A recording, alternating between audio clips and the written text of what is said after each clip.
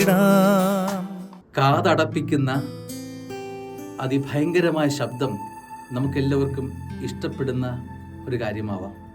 പക്ഷേ ഈ ബഹളത്തിനിടയിൽ നമ്മൾ സ്വർഗത്തിൻ്റെ ശബ്ദം കേൾക്കുന്നുണ്ടോ? സുഭാഷിതം 1:33 എൻ്റെ വാക്ക് ശ്രദ്ധിക്കുന്നവൻ സുരക്ഷിതനായിരിക്കും. സ്നേഹമുള്ളവരെ, ഒരു ചോദ്യം ചോദിച്ചുകൊള്ളട്ടെ. പുറത്തു നിന്ന് നമ്മൾ കേൾക്കുന്ന ഈ ശബ്ദങ്ങൾ ഏതെങ്കിലും ആരുടെയെങ്കിലും ശബ്ദം നമ്മളെ സുരക്ഷിതരാക്കുമോ?